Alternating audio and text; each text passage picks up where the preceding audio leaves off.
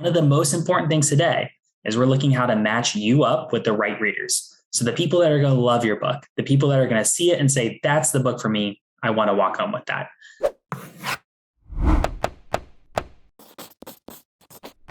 Hank is joining us today. We have enjoyed having Dave Chesson with us from kindlepreneur, but Hank is the product manager, so he has got the inside scoop as much as Dave has with all of the upcoming things. It's going to be really exciting to be able to go through that. He is a member of the kindlepreneur team, a data engineer turned Amazon bestseller, reaching number 50 in the entire Amazon store. He uses analytics to determine strategies that help books sell more copies. Hank is always researching future opportunities to help authors gain traction online and is excited to share many of those tactics with you today. Please join me in welcoming Hank Marcacci. Welcome. Thank you so much for coming. Thanks so much, April. And we're super excited to be here. As you mentioned, I work with Dave every day. And I work on the Publisher Rocket, software. So we really get down to the nuts and bolts of it. We take it apart. We see the areas that we can improve on it and what we can do to get that new edge. As you know, Amazon changes all the time. Every day they're changing up their algorithm. Every day they're doing new things.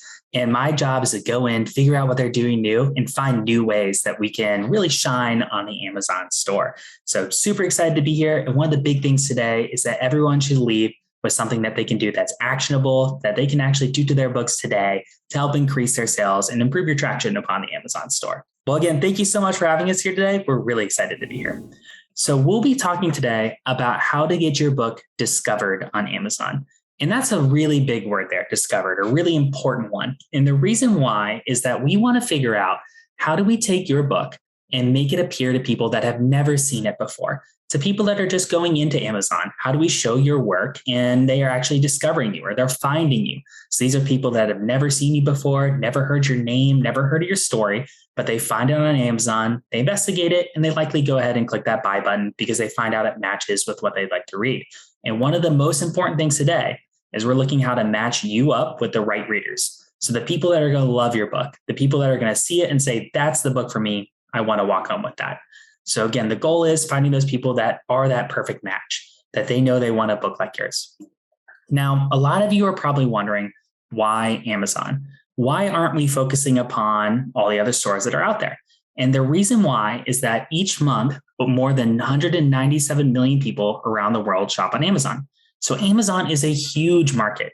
Compared to a lot of the other ones, it's far, far bigger. And when people come to Amazon, they typically come to leave with something. It's a lot like the grocery store. When you go into the grocery store and you're hungry, you actually want to leave with something. So it's very rare that you go in, you shop around and leave empty-handed. Amazon's the same way. When people show up in Amazon, they know they want to go in, find their next book, and walk away with it. And what we really want to do is make sure that you have one of the books that they consider buying when they go to the Amazon store. And what Amazon really does is they help people make decisions about what they're going to buy. And Jeff Bezos actually says this as well. He says that Amazon doesn't make money when they sell things. They make money when they help customers make purchase decisions. So as Amazon, they're not just looking to sell more products. Overall they are. But they're looking to help someone determine if they would like product A or they'd like product B. They want to show them things that they might enjoy so that people are really satisfied when they leave and they come back later.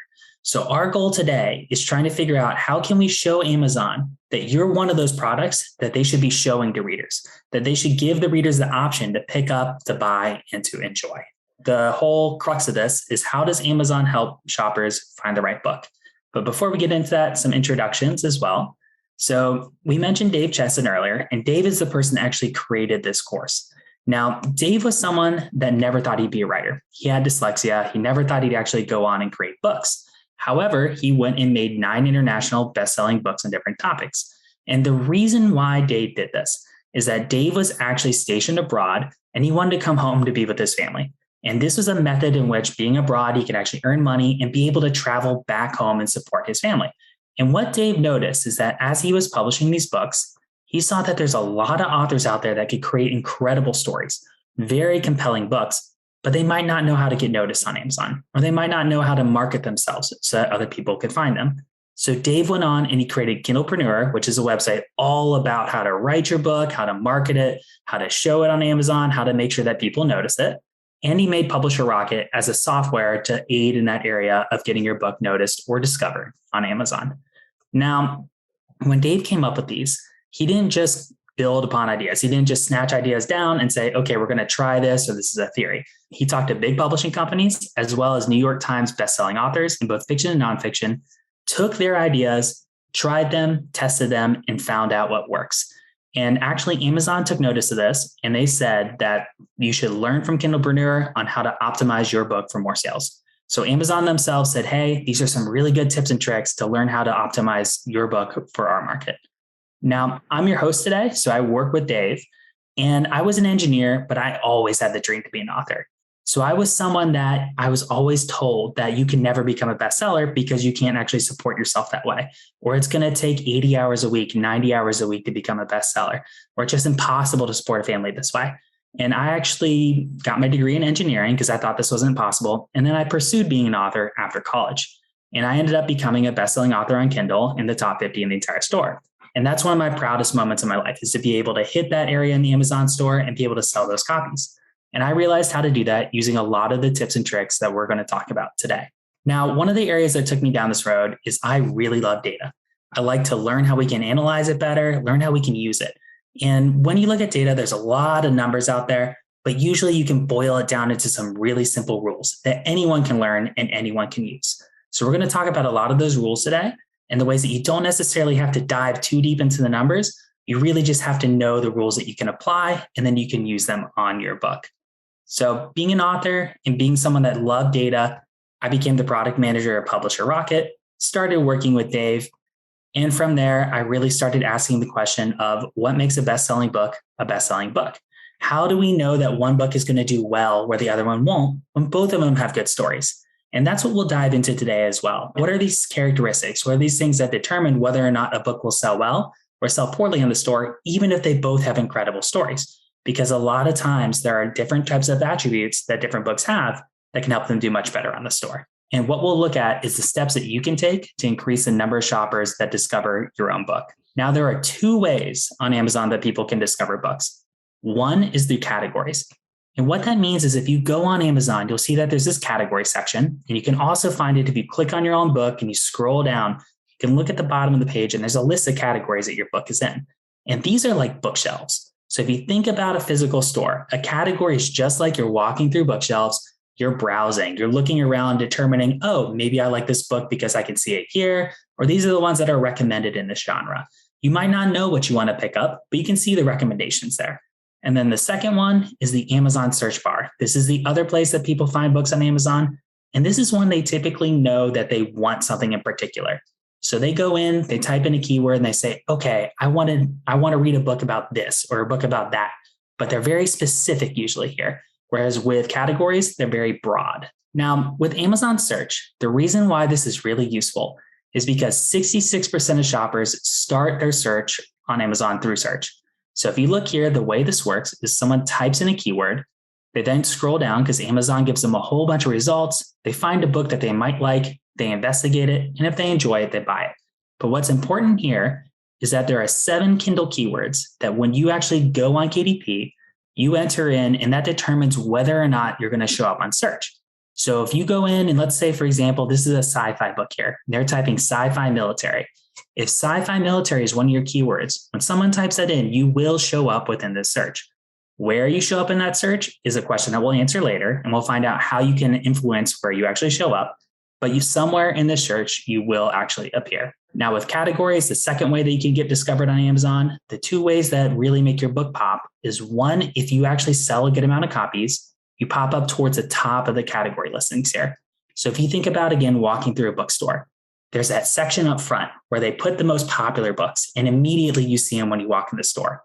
That's what selling a lot of the books in the category is like. You're going into the category and immediately see the ones that sell the most, the ones that Amazon is showing you, hey, you might be interested in this. You might want to buy it. The second way that they show off is if you're the bestseller in any category, you get this beautiful orange tag here that says bestseller. And you can see that all across the store. So if someone's going through another part of the store and they see your book, they see that bestseller tag up there. And that immediately tells them that, hey, this book is at the top of a category. People are enjoying this book. There's a lot of social credit that goes along with that bestseller tag. Now, the combination of keywords and categories takes us to discoverability. And remember, that's our goal today of how do we show your book to people that have never heard of you or never heard of your title as well. So we're really going to look at the way that we can increase discoverability through keywords and categories. And the first secret we have today, because we have 3 of them, but the first secret is that everyone can have a bestseller without spending thousands of dollars on ads or working 18 hours a day. Now, if you told me this 5 years ago before I started my publishing journey, I would have called you crazy. I would have said there's absolutely no way you could do this. But this is possible, and we're going to go through today how you can become a bestseller on Amazon, because every one of you can do it.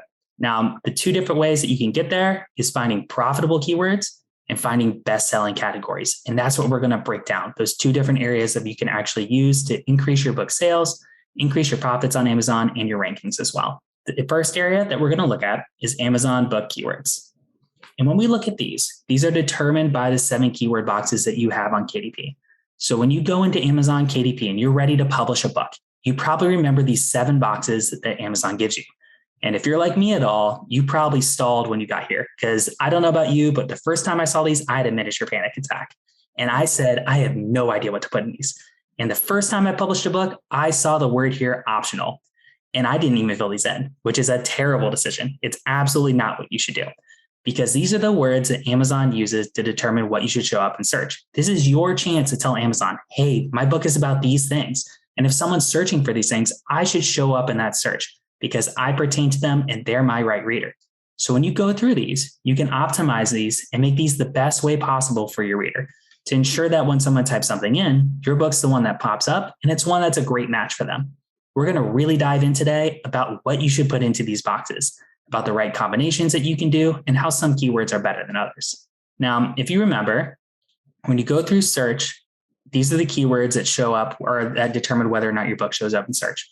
So if you put sci-fi military up here, so if we go and we type sci-fi military, and your book has this as a keyword, you will show up somewhere in these rankings for someone to click. Now, the important thing is that 66% of book shoppers start their search using this. However, 89% of people walk away with a book. So if someone is searching for a book, almost every single one of them leaves with a book. And this is really important because this means if you can show up in search, if you can be at the top of the search or where people can find you, there's a good chance they're actually going to buy your book. They're not just walking past it. They're likely going to click and actually make that purchase. And remember, these are hungry readers. This is just like you walk in the grocery store and you're hungry. You want to leave with something. You don't want to leave empty-handed. And the way that we can make sure that your book is the one that actually pops up, the one they click and they buy, is through that data science. The first thing we want to look at is that when you show up in search, the way that you rank affects how many people click your book. So if you go put in an Amazon search, if you type in just like we did sci-fi military, the person in first place gets 27% of the clicks. And second, they get 12. And third, they get 9. Then it's down to 8, 7, and it continues to drop off. But what's really important here is that there's a huge drop off between 1 and 2, and it just continues to drop off quickly. And that's how discoverable your book is if you show up in that first place on rank, you are far more likely to get noticed, far more likely to be discovered than if you show up in position 10 or position 20 or 50. And the way to illustrate that is through this. So if you look here, if we type in Space Marines, the one in position 1 gets 27% of the clicks. The one in position 2 gets 12. So that's just like that graph we just looked at. And what's really important is that position 1 gets over 2 times the clicks as position 2. And this is why this is important, because say you come in and you rank at number 5. If you rank at number 5, you only get 7% of the clicks. So if every month there are 1,000 searchers for Space Marines, then you only get 70 clicks per month out of those 1,000 searches. However, if you show up in position 1, all of a sudden you now show up for 270 clicks per month. So the difference here between position 1 and position 7 is 200 clicks a month. And that's a huge number when you think about how many are coming through, because those are all free clicks. Those are all ones that you're not paying for. They're organic and people are naturally finding you that way. Now, you might say, hey, 200 clicks isn't a ton. I can go buy those or I can make those appear. And normally you'd be right. But the difference here is that your keywords add up. So let's say you have 7 different keywords. Remember those 7 different keyword boxes on KDP. And your book 1 gets you 270 clicks per month. Keyword 2 gets you 122. Keyword 3 gets you 87. Keyword 4 gets you 112. Keyword 5 gets you 66. Keyword 6 gets you 211. And keyword 7 gets you 167. Now, all of those add up and flow back to your book. So it's a combination of them coming in that actually provide that boost or that power to your book. Now, if you only had one, remember, you got that 270, that's not a huge difference, but it's all 7 of these that add up. And you can imagine how if you improve one of these, so if you have keyword 3 and you take it from 87 up to 270, how much more powerful that is, because that's 200 more clicks to all these cumulative ones that you're getting. Same thing with keyword 5. If you're at 66 and you bring that up to 270, that's 200 more clicks there. So if you're able to optimize all these together, they combine forces. Each one of those is a different funnel across the Amazon store pointing over to your book. Now, if we're going to optimize our keywords, we have to know what they are, and we have to see and determine how to find them. And the first way to do that is determine the difference between fiction keywords and nonfiction keywords. Now, in general, keywords are the words that your shopper uses to find the book that they want. And when we say your target shopper, we mean the person that's going to love your book. So when you go and determine a keyword, you want to make sure that the word you use is what someone that you would really like to use or really like to read your book is going to use. You want to find the word that someone that is really going to enjoy your book, that's going to leave a positive review, is likely going to type into Amazon and find your book on there. And there's 2 types of keywords. So we have fiction keywords and we have nonfiction keywords. Now, fiction keywords describe the type of story that your book is about. So when we go in here, this is actually what people will go and type into Amazon that determines what type of story you've written. And there's 5 different types here. The first one is settings and time periods. So when we go and we actually look at a book, so let's say you've gone and you've written a book and it's about a specific setting or a time period, you want to call that out in your keywords. And these are some great examples of how people have done that over here. So for example, here we see the British night. When you see the British night, you know right away you see the word night and you see British. You can tell that setting and you can tell that time period. Now, especially if you write something like a children's book, you can really look in there as well. And because people will read different types of settings for those, and people actually type in different types of settings that they're looking for or time period there. So if you have a children's book that's about a specific area or a town or a region or something along those lines, and a certain kid would like to read that more, you want to make sure you include that in your keyword. Second is your character types and roles. So when we look in here, one example is the Billionaire Boys Club. So if you're writing, let's say, romance right here, well, this tells me right away what type of character is going to be available in there. We can tell right away that this is a fantasy about someone that's likely richer. And that's telling them right away, if you're going in and you're reading, what type of character will be available there. So when you're going in and when someone's actually typing in these keywords to Amazon, they're looking for a specific type of character and they know that they like to read books about that character. And that helps them actually connect and find a book that they will enjoy. The third one is about plot theme. So when we look at plot theme, this is oftentimes what people will read a book about because they're in a certain situation or they want to pick up upon a certain type of book, oftentimes because they're traveling or they're going through and they're looking for something that really resonates well with them. So a great example here is the Summer House. And this example is, for example, with a getaway romance. So if someone's reading a romance and they're on the beach, well, the Summer House immediately tells them this might be their next beach book that they'll enjoy. Next is events and situations. So a great example here is, I'm sure we all know someone that loves history. And I know, for example, my dad loves World War II. He will read almost any book about World War II. And if my book had World War II as a keyword and it was about World War II, my dad would probably pick it up. So there's certain people that will read books just because there's a certain event in it or a historical event or something that happens in the book. So if that's something that you have, you want to make sure that you call it out. You actually make it available there and you tell readers that your book is going to contain that. And then the last one, which I think is really important, is story tone. And this is really about what the story feels like. So if you come in here, you can see right away that this one might be something more melancholy. This might be something more romantic. You might have something that's more of a spicier romance here as well. And when we look at these different story tones, it's important to realize that people will decide to read or not read a book depending upon that tone. Personally, I hate sad endings. I won't read a book ever with a sad ending. So if I'm looking for a story tone, I will avoid ones that look sad, and I'm going to go look at ones that look happy or comedic. But different people have different types of things that they will enjoy. Now, for all of these here that we're showing you, these are all romances. And the reason why we chose romance here is people with romance tend to really show on their covers what their book is about. They really try to emphasize it and show it off. But this is something that applies to every genre. So don't think because you're not writing romance, you can't use this. This is absolutely something that goes to every genre. And people go look for all 5 of these different keywords in different genres. So those were fiction keywords. Something that's important as well is nonfiction keywords. And the difference here is if you write nonfiction, there are 2 things that we're really describing. We're describing the pain point and the result that you get from reading the book. So when you look at this, it's really about the problem and the solution you get. And those are what you want to put in your keywords about how you actually have this negative emotion or negative issue, and then the positive result that you can get there. Now, there are 4 different types for nonfiction. The first one is when we focus in on just the pain point itself. And this is the negative aspect. So a great example here is OMG, my kid is overweight. So if we're looking at this, this is a focusing upon a negative aspect, something that's bad and something that you want to fix. You're trying to see, okay, if I'm the reader, this is something that I feel that is impacting me negatively, and I want to go and actually correct it. Next, we can look at the actual solution. So when we talk about the same themes going down, we can see these. So this one is instant loss or instant weight loss. We're talking about the benefit or what we're trying to get to here. Next is I'll teach you to be rich. We're talking about the positive, again, the profit here, or the thing that you can actually get to. This is typically goal-oriented or where you actually want to show up. Next, we have emotional amplifiers. So the examples here for one is lose weight fast or how to write fast, for example here. And what that means is that you actually are having an emotional word there that is really driving home your point. Or you have speed reading, how to read in 1 hour. So it's not just how to read, but it's how to do it within an hour, how to actually hit it, and how to make sure that you actually get to it. Or we have an odd number here, which really makes something stand out. So if you have 13 ways that, 13 or 15 or 17, these are all numbers that are abnormal, that really make people notice and look at right away. And then the last one that's probably most important is demographics. When we look at demographics, you really want to focus upon writing for a niche. So for example, here, my favorite one is Evernote for lawyers.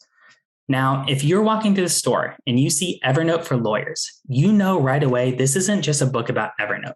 This is one that is tailored in for lawyers in particular. Now, if you are going in and you're a lawyer, you can immediately tell that they're going to have your solutions or they're going to have you focused in as a subset there that they can actually fix. So this focuses in upon you as a niche. It says, hey, you can have confidence if you read this, that this is going to help you with your problem and your solution because we're focusing in upon you. This is something that you can actually identify with, you can take home, and we're going to fix your specific problem. Now, the second secret today that we have for you is that not all keywords are created equal. So there are certain ones that are better than others. And we're going to take look at some examples here about ones that are more powerful and ones that are less powerful. And the question we really have is what makes for good keywords? There are 3 steps to determine if a keyword is good. The first one is you want words that shoppers actually use. So if you have a keyword and no one actually uses it, well, your problem there is that no one's actually going to find your book. Even if it perfectly describes your book, you may not be able to actually attract readers because no one's searching for it. The second step is you want words that shoppers use to buy. So if a whole bunch of people go and look up your keyword on Amazon, but no one actually clicks buy, there's not a lot of benefit to that keyword. It's not something that people are actually going to use to purchase. So you don't want a keyword that a lot of people are looking for, but no one's buying because it's not going to help your book out either. And then the third one is you want words that aren't too competitive. So if you are trying to go after a keyword that a whole bunch of people are going for, or there's a really big name author in there, you're going to have a really hard time actually showing up for that keyword. So the first way we're going to look is how you can actually tell if a shopper is going to search for that keyword. And what you do here is that you go into Amazon and then you start typing your keyword up in this keyword box. Now, Amazon knows when people go and they type in keywords and they remember what keywords people have typed in before. And you can see right here, it's auto-filling in all these different keywords here that people can actually search for. So if you type in Space Marines, all these different options pop up. And you'll notice here that they're actually going to add an S afterward, and all these options will change. And they'll be completely different options that Amazon's recommending. What's important is that you go and you take your keyword, or you go and take your book with a keyword, and you actually put all the different ones in here and see what Amazon recommends. And then you're going to write those down because you know people have searched for those before, and you know people are actually looking for those on Amazon. Second is we have to make sure people are actually going to buy with these keywords. And the way we do that is we put in a keyword, And then we click the number one book that shows up for that keyword. And then we scroll down and we find the Amazon bestseller rank number. Now, this number is what tells you how well this book is selling on Amazon. If you're showing up as number one, you are the best-selling book on Amazon. No one is outranking you. You're doing absolutely incredible. If you're showing up at a lot larger, it means you might not sell as many books on there as most of the other people that are in the lower numbers. But you can actually take this number and convert it over and see the number of books that are sold per day.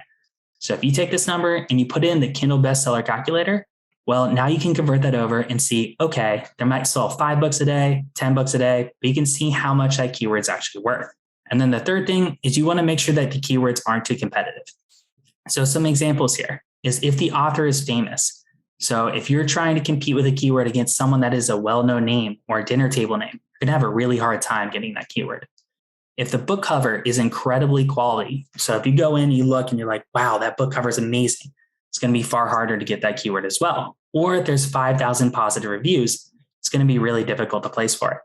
Some of the other things that we can look at is the book description. So if it's a really well-written blurb, you can tell it's got a great hook, or if that book is brand new. Those are things that Amazon's going to take into account and make those keywords hard to get. And then the other things we can look at is how well the author has actually propositioned his book. So if we go take a look, or how well the author has positioned his book. So if we take a look at the author and we say, okay, this author is incredible at marketing. They've got a blog. They've got all this knowledge. I can tell they're running ads. They're running promotions all the time. Well, we also know that keyword's difficult to get. Now, once you have this, what you're going to want to do is you take all those keywords that you wrote down.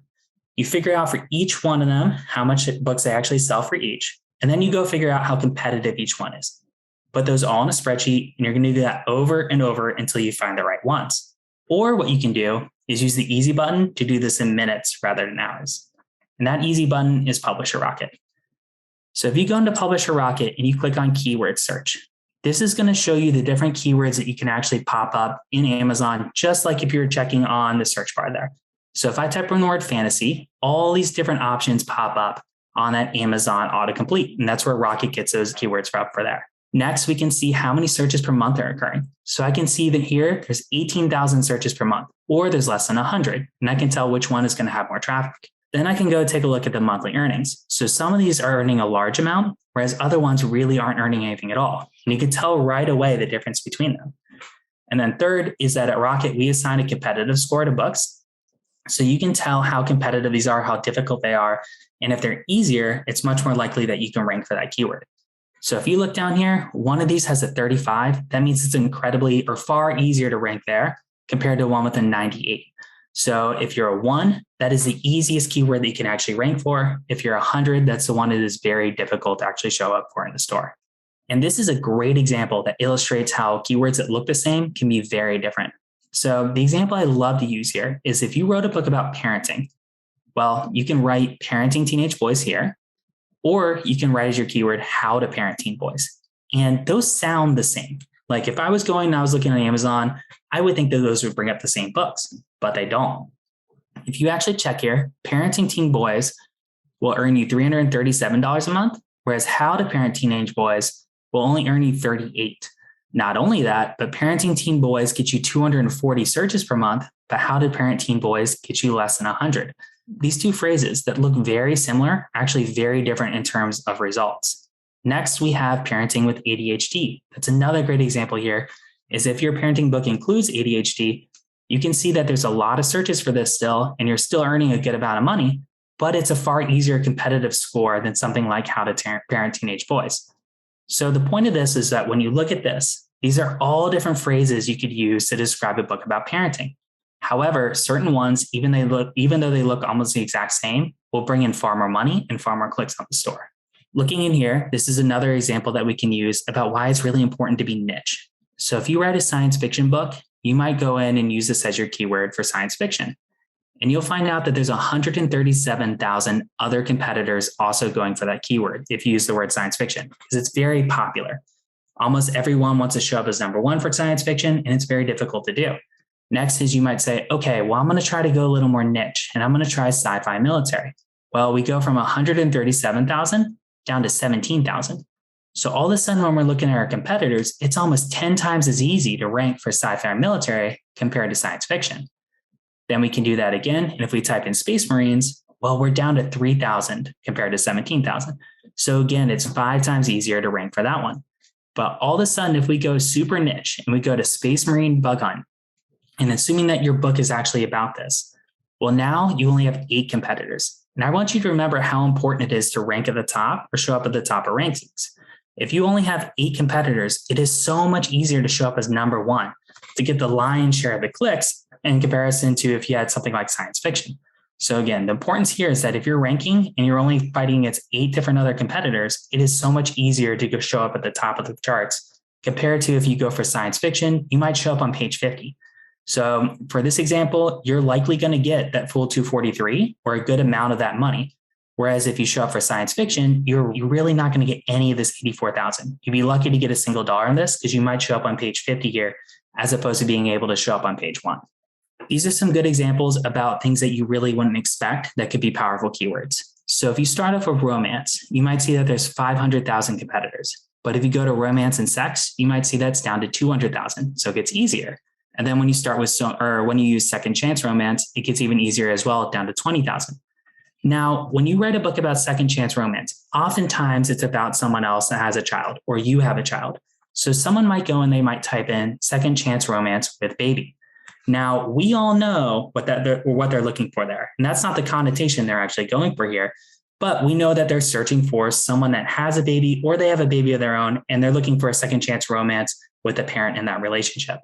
So for this example here, you can see that second chance romance with baby makes $23,000 a month compared to second chance romance, which only makes around $400.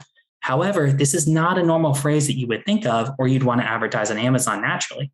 So something like Rocket can show you right away that there's these weird keywords that exist that might get way more traffic compared to other ones that seem a lot more natural that you want to put in. Another example here is keyword phrases using romance. So if we look at types of romance that are fantasy romances about rich people, you have billionaire romance and then you have millionaire romance. Now, by only changing one letter, by going from billionaire to millionaire, we can change our competition score down from 80 to 55. And at the same time, still have a good amount of earnings here. So it's important to realize that these really mean the same thing. The person that would enjoy a billionaire romance book would likely also enjoy a millionaire romance book. However, one is far easier than the other, and you're much more likely to get a portion of that sales there compared to a billionaire romance, which is far harder to actually rank for, and it's going to be very difficult to bring in those sales. Now, if you go in manually and you go look at all these different keywords, you might be able to pick up all these different ones here and see their average earnings. And if you go look at these, I would immediately say, hey, pandemic is an incredible keyword here. It's bringing in $10,000. It's way better than all these others. However, what you have to remember too is you have to look at the competition and the searches per month. So if you type in these keywords and these are the ones you find manually, and then you put them in Rocket and compare them, you can see that there's a lot of searches or different search amounts per month that you can actually compare. And then you can see the earnings are different, which we already have over here. But then you can see the competition score too. And if we compare pandemic, we can see over here, even though it brings in $10,000, it has a competition score of 100. And that means it is the hardest keyword on the list. So even though it looks very attractive and it's one that might be good, you really want to take a look at the competition score as well as the searches per month, and then use that to actually pick your keywords. So to recap, there are 3 ways to get your keywords. One is that you can guess. You can go through and you can try to figure out what keywords likely sound good. As we saw with the parenting example, that's really hard to do, and you really don't know what might work or what might not work. Second is you can do it manually, and you can go through and find each of the individual examples. You can find out how many searches per month there are, how much people are paying for it, and then you can also try to guess the competition, and likely you might get some good ones there. Or third, you can use Publisher Rocket because it's far faster to actually work, and it's something that's going to show you all the different variables so you can make the most informed decision about what keyword you should use. Jumping into our next section, we're looking at data science for book categories. Looking into the different type of categories. So if you remember, this is like walking through the bookstore, you're seeing all the different shelves. You are browsing, you're perusing, and these are the ones that pop up to you. Now, the ones that actually pop up are the ones that are top 20 in the category. So if you are looking at the books here, let's say, for example, in science fiction, you are seeing the ones that sell the most in science fiction. These are your bestsellers. These are the ones that are actually appearing there. And what you want to do is you want to look for categories as an author where you can potentially show up in this top area. And we're going to show you some examples of how to do that. Because if you want to be a bestseller, one of the most important things is you don't let Amazon choose your categories. Now, going into the different type of categories that you have, when you go and actually publish on KDP, you're given all these different categories that you can choose from. Now, you might notice before that there's more categories on Amazon that actually show up here. So these are all the ones that Amazon recommends, but they only let you choose 2 of these, and there's not a complete list here. So we're going to show you where all these other categories are, because this is a type of category system that Amazon inherited from bookstores. This is something that existed before Amazon did. They took this, they used it, but they expanded upon it. And the reason that they use this is these are called BISACs. And what a BISAC is that is when a publisher actually creates a book and they go and they assign a category to it. And this is created, again, long before Amazon. And that tells a book where to put, or tells a store where to put that book on their shelves. So if they go in and they say, hey, this category or this book is under the category of romance or science fiction, that's a BISAC category. The store goes and they know where to put that on their shelf in the store. Now, when Amazon came around, Amazon is enormous and there's so many different more shelves on there because they exist online. There's no real shelf space. There's no limiting physical space that they have to conform to. So Amazon went and they created a lot more categories. And these are ones that typically don't exist in stores. Now, when they did that, what that means is that there are 4,700 BISACs, which is the old system that Amazon adopted. However, there are over 11,000 Amazon categories. And what this means is that there are over 6,500 Amazon categories that are not being used unless you know about this. And the reason why, again, is that Amazon, when they go and you sign up in KDP, they give you all those BISACs, the old categories that used to exist, but they don't show you these extra categories that you can actually put your book into. Now, the question that we should have here is how do we find those best-selling categories and how do we add those categories to our book? And to become an Amazon bestseller, all you have to do is sell more books in one day than any other book in that category. So here's an example where if you're looking at 2 different categories and one of them only takes 3 books a day to reach bestseller and the other takes 247 books a day to become a bestseller, you really want to look at the one that only takes 3. And the reason why here is that if this category applies to your book, you can get a bestseller tag and you can show up at the top of that category. Now, what's really important here is you want to make sure that you apply or this book or this category applies to your book. You want to make sure that when a reader looks at it, they know it matches and it's something that really describes your book, because that's even going to strengthen this further. That when someone's going through and they're winning or they're inside a niche category and they see yours and it's a smaller category as well, they're far more likely to buy your book out of there. Now, we're going to look into how to find these best-selling categories. There are 3 steps, just like there were for keywords.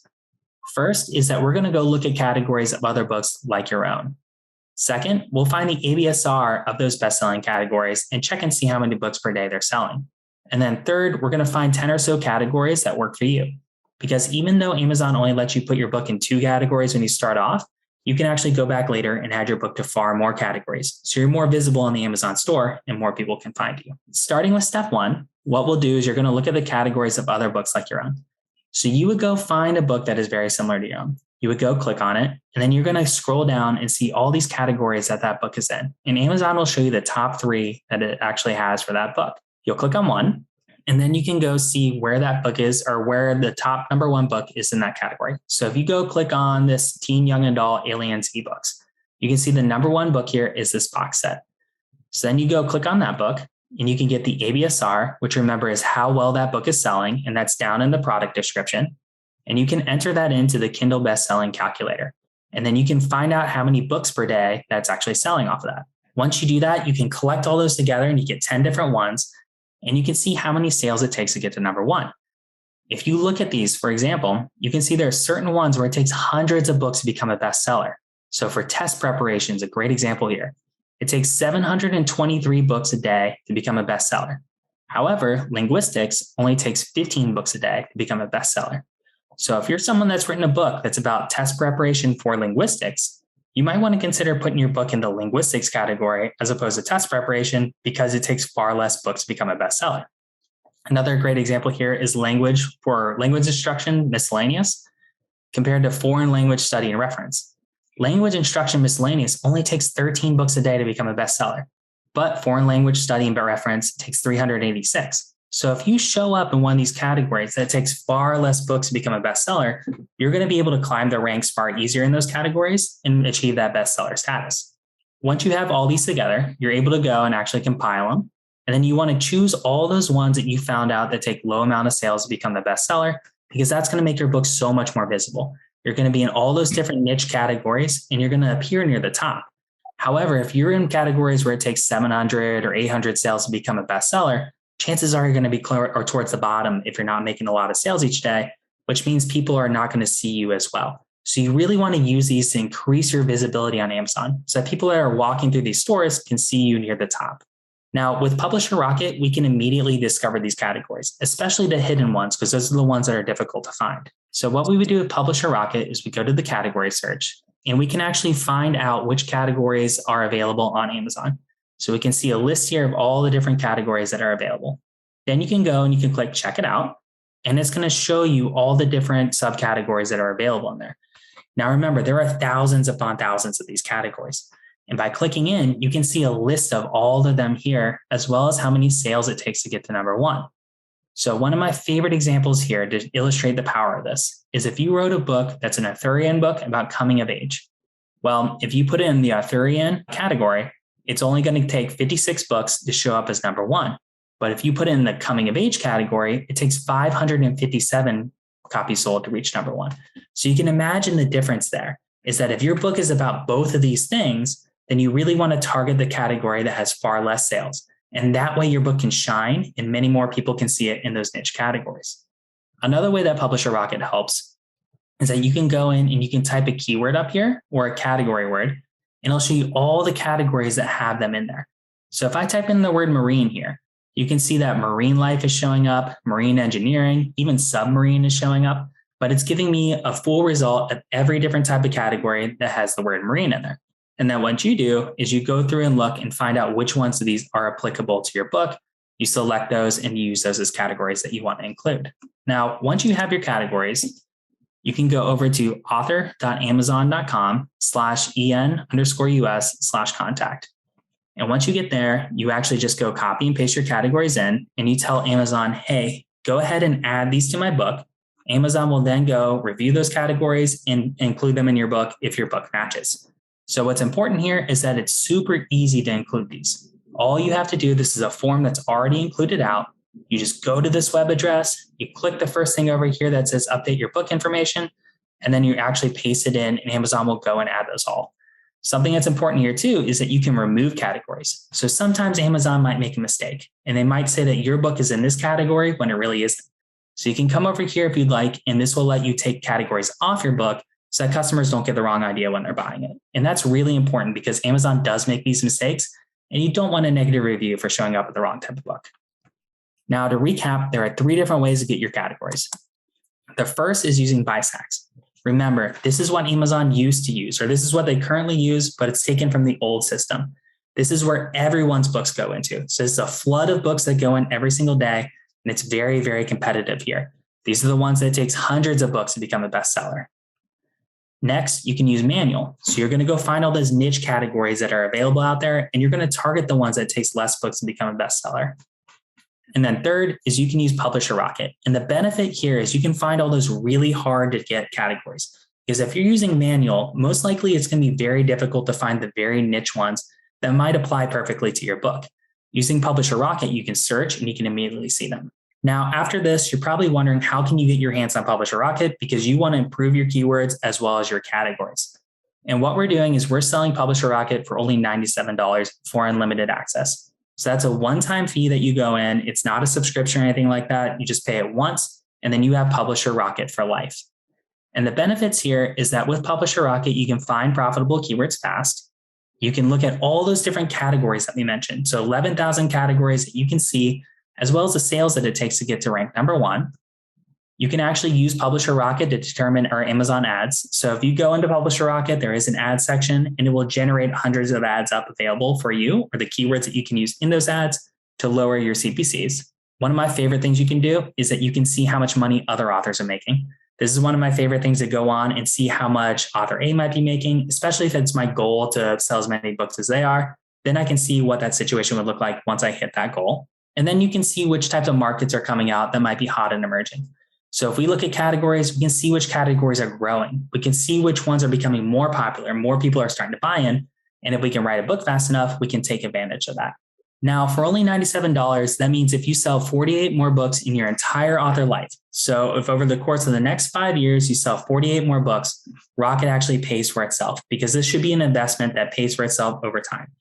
Another example is if Rocket saves you 5 hours of time in your entire author life, then it pays for itself as well. So, and that's assuming that you value your time at $20 an hour as an author. So if you're going in and you know that it would take 10 hours of your time to actually go find keywords and categories, you're better off buying Rocket because you earn ahead there, or you're actually able to save more on your time or your personal time compared to if you had not. With Rocket, one of our best ways that we can actually tell that customers enjoy it is because of what they have said back to us. And my favorite one here is it's one of the most valuable investments in writing. People call it an investment because if Rocket is used right, it's something that should pay back over time. It's something that should pay for itself. It's not like you spend $97 and you just get these beautiful charts. You should spend $97 and then increase your sales, and it pays for itself. Something that Rocket's also really useful for is that it helps break plateaus. So if your book is in a situation where it's on Amazon and it's not selling more than it usually does or not selling less, Rocket can help you sell more copies per day because more people are finding your book. More people are discovering it, and there's a better chance they're actually going to click on it and buy it. So we have Rocket for $97. Again, that's not a subscription. That is a one-time sale. We have the keywords and category course for free until the end of the week. We have anytime that we make an update or add a feature onto Rocket, you get that for free. So we don't ever charge additional money when we put a new piece on Rocket. I think that's my favorite part, is that we have all these awesome plans for it. And I can't wait until they come out. Like you said, there's a lot that's happened already and a lot more that we want to do. And we never like to charge extra once we come out with those things because we want to share it to everyone else that already owns it. The other things that we have is that we don't have chatbots. So if you have trouble with Rocket and you need help and you go type into our support, it's not a robot on the other side that's answering you. It's a real person, and it's typically an author, someone that's written their own books, and they use Rocket. So this is someone that knows what they're doing. They understand the indie book market. They're not just, again, a robot that's trying to help you out. This is a real person that's able to give you pointers and advice. And then we also have lessons, resources, and tutorials that come with Rocket too, to make sure that you can use it the best possible way. Another thing is that we give Rocket a 30-day money-back guarantee. We don't ask questions. So if you pick up Rocket and within 3 days you say, hey, I don't like this product, it's not for me, all you have to do is send us a message in support and we give you your full money back. You can do that on day 3, you can do it on day 29. As long as it's before 30 days, we ask no questions and we go ahead and give that full guaranteed money back. So that concludes our presentation today about keywords and categories. I really hope you learned something useful about ways that you can improve your books today. These are tactics that with or without Rocket, you can make a difference right away. And I hope you take that and are able to change your keywords, add more categories to book, and make it more discoverable on Amazon.